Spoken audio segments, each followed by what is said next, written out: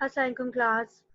यहाँ पे हमने बात की थी फॉर्म्स ऑफ बिजनेस ऑर्गेनाइजेशन की, जिसमें हमने देखा sole proprietorship, partnership and corporation किस तरह से एक लीगल एंटिटी बनते हैं और उनकी क्या एडवांटेजेस हैं, क्या डिसएडवांटेजेस हैं। क्लियर। फर्दर हम बात करते हैं यहाँ पे reporting ownership equity in the balance sheet. अब सोल प्रोप्राइटरशिप, पार्टनरशिप और कॉर्पोरेशन की बैलेंस शीट कैसे बनती है। तो अगर सोल प्रोप्राइटरशिप में देखें तो ऑनर्स की इक्विटी में आता है जिल जॉन्स कैपिटल 8000। सिर्फ एक ही बंदा काम कर रहा है, जिल जोन्स, और उसका कैपिटल है 8000 और वो ऑनर्स इक्विटी में रिकॉर्ड कर रहा है। अब पार्टनरशिप की बात करें तो पार्टनर्स इक्विटी में आ रहा है Jill Jones capital 4000 and Bill Jones capital 4000। दोनों की 50-50% शेयरिंग है बिजनेस में। दोनों पार्टनर्स 50-50% पे आ रहे हैं। अब आप यहाँ पे देख रहे हैं 4000 एक के आ रहा है, 4000 दूसरे के आ रहा है, टोटल इक्विटी बन रही है 8000 रुपीज। क्लियरली यहाँ पे बात समझ आ रही है।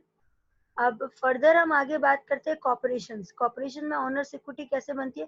कैपिटल स्टॉक आ रहा है 7000। ओवरऑल जो हमने जनरल पब्लिक से पैसा लिया वो 7000 था, और रिटेन अर्निंग में जो कि ड्यूरिंग द ईयर भी हो सकता है और प्रीवियस ईयर्स का भी हो सकता है, वो आपके पास 1000 आ रहा है। तो टोटल स्टॉक होल्डर्स इक्विटी आ रही है 8000। आई होप सो क्लास यहाँ पे आपको ये क्लियर होगी बात कि इक्विटी बैलेंस शीट किस तरीके, इक्विटी का पोर्शन बैलेंस शीट के अंदर सोल प्रोप्राइटरशिप में कैसे बनता है, पार्टनरशिप में कैसे बनता है और कॉर्पोरेशन में कैसे बनता है। क्लियर। फर्दर बात करते हैं use of financial statement by external parties. कौन कौन एक्सटर्नल पार्टीज हैं जो हमारे बिजनेस कंसर्न है, हमारे फाइनेंशियल स्टेटमेंट को यूज कर रहे होते हैं। सबसे पहले क्रेडिटर्स। क्रेडिटर्स हमारी फाइनेंशियल स्टेटमेंट को कैसे यूज करते हैं, जब हम बिजनेस में लोन लेना चाहते हैं, हमारे बिजनेस को एक्सपेंड करना चाहते हैं और फ्यूचर में हम एक नई प्रोडक्ट लाइन लेके आना चाह रहे हैं, एक नया प्रोडक्ट लेके आना चाह रहे हैं, उसके लिए हमें इन्वेस्टमेंट्स चाहिए। तो वो इन्वेस्टमेंट्स हम in the form of loan creditors से ले रहे हैं। तो क्रेडिटर्स के बाद जब हम लोन लेने जाते हैं तो सबसे पहले वो कहते हैं कि आप अपनी ऑर्गेनाइजेशन की फाइनेंशियल स्टेटमेंट हमें दिखाएं, ताकि हमें पता चल सके कि आपकी ऑर्गेनाइजेशन कौन सा काम कर रही है, कैसे काम कर रही है, और क्या आपका इतना प्रॉफिट आ रहा है ड्यूरिंग द ईयर जो आप हमारी इंटरेस्ट कॉस्ट को पे कर सकें। तो अब यहाँ पे ऑर्गेनाइजेशन अपनी फाइनेंशियल स्टेटमेंट क्रेडिटर्स को दे देते हैं, वो एनालाइज करते हैं, उसके अकॉर्डिंगली हमने जो लोन अमाउंट पुट किया होता है उसके अकॉर्डिंगली वो हमारी फाइनेंशियल स्टेटमेंट को देख के हमें लोन ग्रांट करते हैं। जब हमें लोन मिल जाता है देन हम with the passage of time and terms and conditions हम लेते हैं और वो बिजनेस में लेके आके जिस पर्पस के लिए हम बिजनेस में लेके आए लोन, उस पर्पस के अकॉर्डिंगली यूज कर रहे होते हैं। डन। अब बात आती है नेक्स्ट इन्वेस्टर्स की। इन्वेस्टर्स बिजनेस में पैसे इन्वेस्ट करते हैं फॉर द पर्पस कि उनको टाइमली बेसिस पे रिटर्न मिलेगा in the form of dividend. और कंपनी अच्छा परफॉर्म करेगी, कंपनी की मार्केट में वर्थ होगी तो कंपनी के शेयर प्राइस भी इंक्रीज होंगे, और जिस तरीके से शेयर प्राइस इंक्रीज होंगे उनको कैपिटल गेन मिलता रहेगा। क्लियर। और इन दोनों की सिचुएशंस ये हैं, लाइक क्रेडिटर्स की भी यही है कि उनको पता चलना चाहिए फाइनेंशियल स्टेटमेंट में ऑर्गेनाइजेशन क्या परफॉर्म कर रही है। इन्वेस्टर्स को भी फाइनेंशियल स्टेटमेंट से ये पता चलता है कि हमें जो रिटर्न मिला है वो सफिशिएंट रिटर्न है। ऐसा नहीं हो कि प्रॉफिट बहुत ज्यादा अर्न हो रहा है ऑर्गेनाइजेशन के अंदर बट वो इन्वेस्टर में डिस्ट्रीब्यूट नहीं हो रहा है या कम हो रहा है। अब यहाँ पे क्रेडिटर्स और इन्वेस्टर्स को जो कंसर्न होता है मेनली, एक लिक्विडिटी से कंसर्न होता है, दूसरा प्रॉफिटेबिलिटी से। लिक्विडिटी कंसर्न में कि वो अपनी डे टू डे ऑपरेशन से, अपने बिजनेस एक्टिविटीज से, बिजनेस ऑपरेशन से क्या उनके पास करंट एसेट्स इतने हैं कि वो अपनी करंट लायबिलिटीज को मीट कर सके। This is the concept behind liquidity. और प्रॉफिटेबिलिटी की बात करें तो क्रेडिटर्स ये देख रहे होते हैं कि प्रॉफिटेबिलिटी इतनी है एक ऑर्गेनाइजेशन की कि वो इंटरेस्ट कॉस्ट पे कर सकें।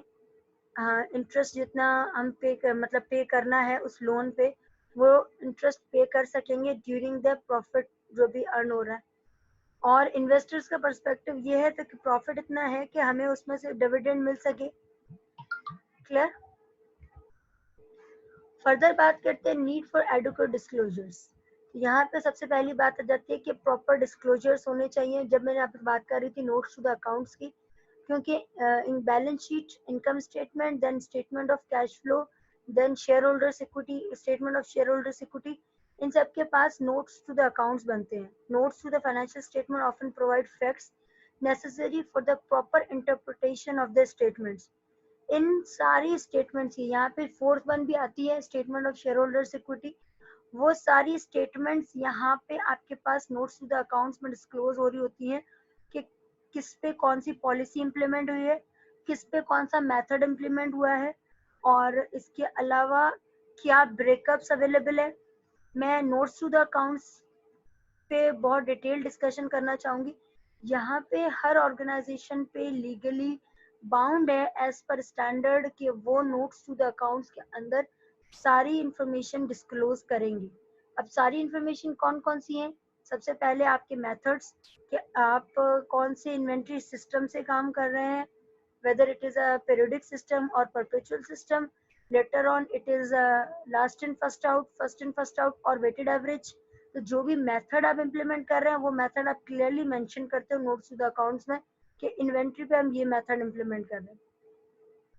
उसके बाद आपके पास जो फिक्स एसेट होते हैं, उन फिक्स एसेट की कब परचेज किया है, क्या यूजफुल लाइफ है उसकी, ड्यूरिंग द ईयर उस पर कितना डेप्रिसिएशन चार्ज हो रहा है, और जो डेप्रिसिएशन चार्ज हो रहा है वो स्ट्रेट लाइन मेथड से हो रहा है या डिमिनिशिंग बैलेंस मेथड से हो रहा है।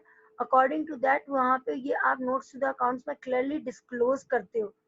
The need for adequate disclosure, अगर कोई भी ऐसा डिस्क्लोजर जो मिस हो गया और स्टैंडर्ड कहता है फोर्सफुली कि आपको ये डिस्क्लोजर कर देना है तो आपको देना है, क्योंकि किस डिस्क्लोजर पे कौन सा इन्वेस्टर्स परसीव कर रहा है ये पता नहीं होता। क्योंकि इन्वेस्टर सबसे पहले आपकी फाइनेंशियल स्टेटमेंट देखता है, उस पर एनालाइज करता है और समझता है हाँ इस कंपनी के प्रॉफिट्स अच्छे हैं और ये टाइमली बेसिस पे डिविडेंड दे रही है और लास्ट 5 ईयर से इसने एनुअल बेसिस पे डिविडेंड दिया है। तो अगर उस बेसिस पे अगर वो इन्वेस्ट कर रहा है और कोई ऐसी इंफॉर्मेशन डिस्क्लोज नहीं होती, कोई ऐसी इंफॉर्मेशन मिसिंग होती है, तो उसका अल्टीमेट जो इन्वेस्टमेंट डिसीजन है वो इफेक्ट हो रहा होगा। क्लियर? तो इसलिए ये लॉ ये मैंडेटरी कहता है कि आपको कुछ डिस्क्लोजर्स बताए जा रहे हैं वो आप प्रॉपर डिस्क्लोज करेंगे। उसमें अब मैं फर्दर बात करूंगी, जब आप एक्सपेंसेस लिखते हो तो ऑपरेटिंग एक्सपेंसेस लिखते हो, उसके अंदर सबसे पहले आ गया रेम्यूनरेशन। अब रेम्यूनरेशन के अंदर डायरेक्टर्स रेम्यूनरेशन भी होगा, मैनेजर्स रेम्यूनरेशन भी होगा, और इसके अलावा जो लोअर स्टाफ है उनकी भी सारी सैलरीज होंगी। तो सारा उनका ब्रेकअप दिया हुआ होता है, वो नोट्स टू द अकाउंट्स में गिवन होता है।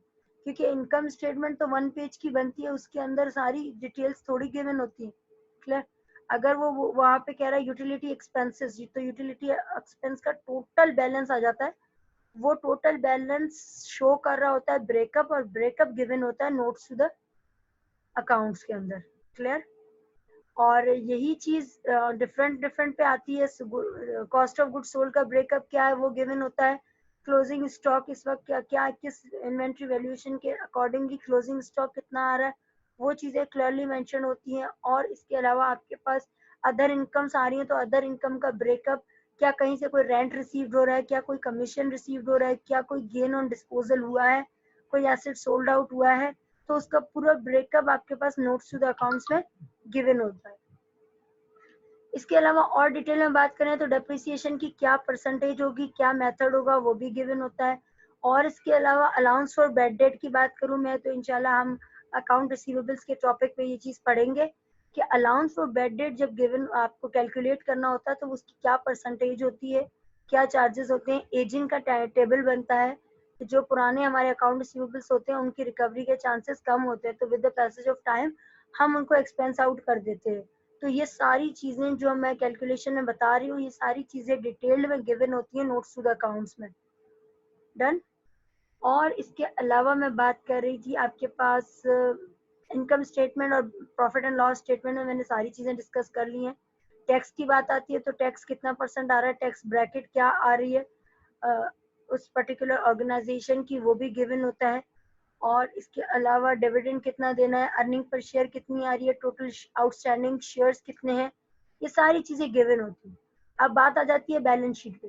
तो बैलेंस शीट में मैंने फिक्स एसेट की बात की कि हर एसेट की अपनी यूजफुल लाइफ होती है, हर एसेट अपने टाइम पे परचेज होता है, अपने टाइम पे डिस्पोज ऑफ होता है, तो उसकी सारी ब्रेकअप्स वहाँ गिवन होती हैं। उसके अलावा मैं अगर इंटेंजिबल एसेट्स की बात करूँ तो इंटेंजिबल एसेट्स की कॉस्टिंग किस बेसिस पे की हुई है और उनको टाइमली बेसिस पे जो एमोटाइजेशन हो रही है वो कैसे हो रही है। क्लियर? और क्या फ्यूचर पर्सपेक्ट है कंपनी के, क्योंकि कंपनी तो फाइनेंशियल स्टेटमेंट के डिस्क्लोजर में तो बड़ी बड़ी बातें करेगी।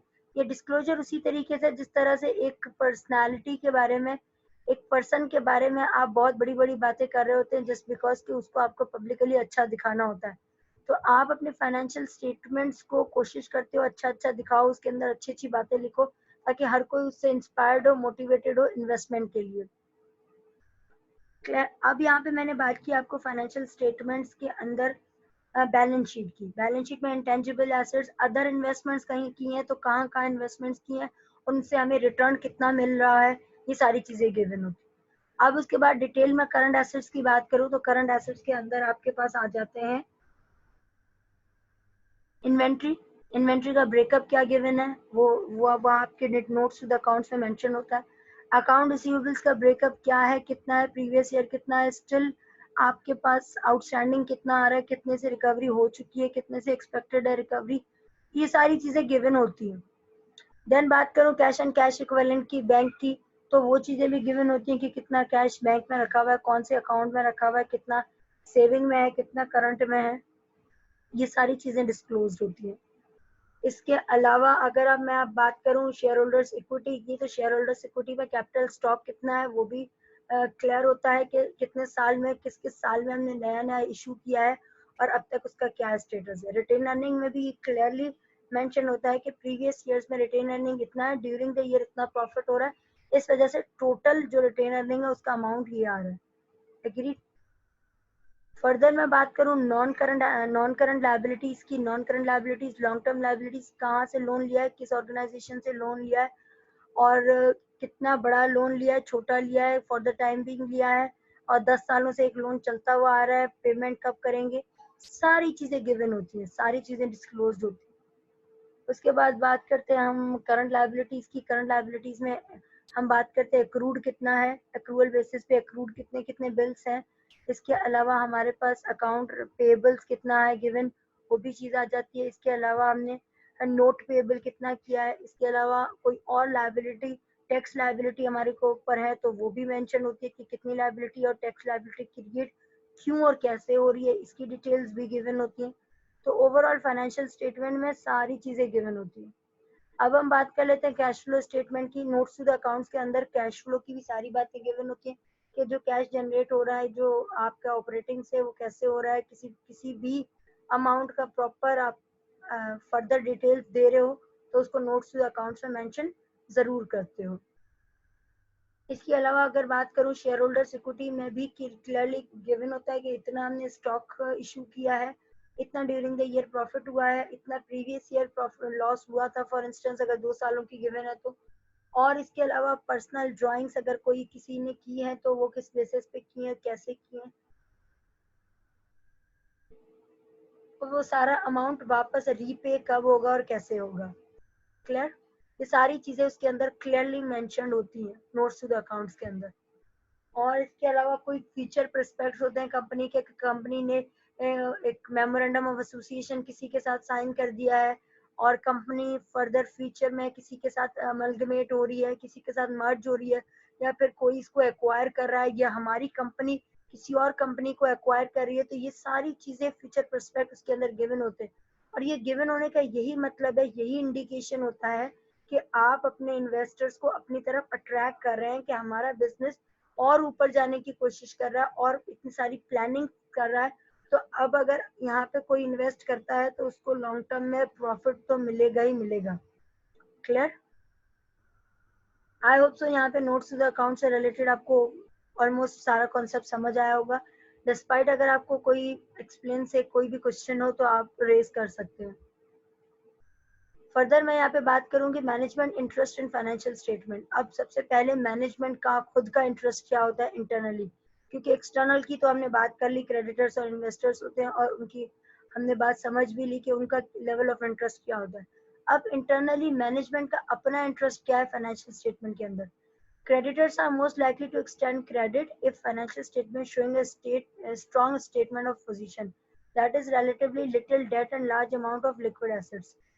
क्रेडिटर्स यही कोशिश करते हैं कि हमारी क्रेडिट वर्दीनेस, क्रेडिट इंक्रीज हो जाए, ज्यादा से ज्यादा पैसा ये लें और उनको टाइमली बेसिस पे प्रॉपरली पे किया जाए, और हमारे पास कोशिश यही होती है उनकी कि ये ज्यादा से ज्यादा डेट लें और ज्यादा से ज्यादा इंटरेस्ट पे करें।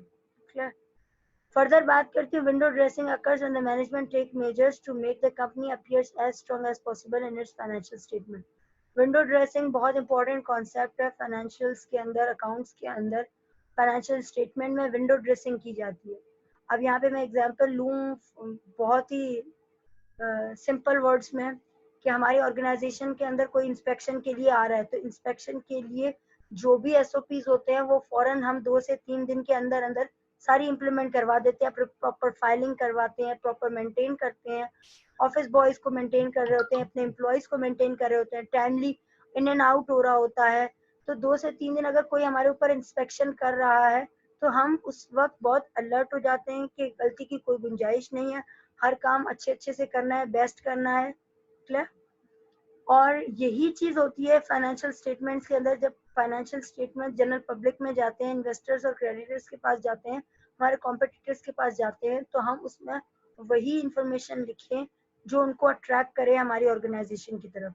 अगर कंज्यूमर लें तो कंज्यूमर हमारे प्रोडक्ट को परचेज करें, अगर इन्वेस्टर है तो हमारे बिजनेस में इन्वेस्ट करें, कॉम्पिटिटर्स हैं हमारे बिजनेस के तो उनको कॉम्पिटिटर्स को अच्छे से पता चल जाना चाहिए कि हमारा बिजनेस किस लेवल पे कैरी ऑन हो रहा है। क्लियर। आई होप सो यहाँ पे विंडो ड्रेसिंग का कॉन्सेप्ट क्लियर होगा। विंडो ड्रेसिंग में आप ऐसी विंडो ड्रेसिंग कर सकते हो कि जिसमें आपका अपना हाथ हो, आप खुद शामिल हो। अब एम्प्लॉयज को टाइम पे बुलाना, ऑफिस बॉयज को मेंटेन करना, बुक्स ऑफ अकाउंट्स को मेंटेन करना, ऑफिस डेकोरम मेंटेन करना, ऑफिस का इंफ्रास्ट्रक्चर सेट करके रखना, ये सारी चीजें आपके अपने हाथ में है। ये आप सारी चीजें कर सकते हो। अब इसमें कुछ ऐसा एक्सटर्नल के किसी और आप ऑफिस इसकी चीजें यहाँ लेके आ रहे हो और कुछ ऐसी एक्टिविटी कर रहे हो जो पॉसिबल नहीं है, तो आप आज तो वो कर लोगे लेकिन लॉन्ग टर्म में उसको मेंटेन करना, उसको सस्टेन करना बड़ा मुश्किल हो जाएगा। क्लियर। अब हम यहाँ पे बात करते हैं फाइनेंशियल स्टेटमेंट एनालिसिस की। फाइनेंशियल स्टेटमेंट बेसिक्स जो थी अब वो हमने पढ़ लिए, किसमें क्या क्या काम करते हैं, कैसे काम करते हैं, किसका इफेक्ट कहाँ पे आ रहा होता है, ये हमने सारा समझ लिया। मीनवाइल हमने ये भी समझा कि प्रॉफिट एंड लॉस स्टेटमेंट में क्या क्या बात हो रही है, बैलेंस शीट में क्या क्या बात हो रही है, कैश फ्लो स्टेटमेंट में क्या बात हो रही है, statement of changes in equity में क्या बात हो रही है। और इन सब में हमने देखा, इनको अच्छे से एनालाइज किया, इनसे रिलेटेड जो भी कॉन्सेप्ट्स थे वो हमने क्लियरली डिस्कस किए। यहाँ पे नोट्स टू द अकाउंट्स के अंदर नोट्स टू द अकाउंट्स की इंपॉर्टेंस भी देखी। और इसके अलावा मैनेजमेंट का इंटरेस्ट टुवर्ड फाइनेंशियल स्टेटमेंट हमने देखा कि उनकी यही कोशिश होती है कि वो विंडो ड्रेसिंग करके स्ट्रॉन्ग फाइनेंशियल पोजीशन रिफ्लेक्ट करें ताकि हर कोई वहाँ इन्वेस्टर्स, क्रेडिटर्स और इसके अलावा users of financial statement attract हो सके। ठीक है, अब हम बात करते हैं फाइनेंशियल स्टेटमेंट एनालिसिस की। अब हम एनालाइज कैसे करेंगे और उस एनालिसिस का पर्पस क्या होगा, अल्टीमेट ऑब्जेक्टिव क्या होगा, उससे हमें क्या क्या इंफॉर्मेशन एक्सट्रैक्ट होगी। क्लियर, ये बात करते हैं अब हम।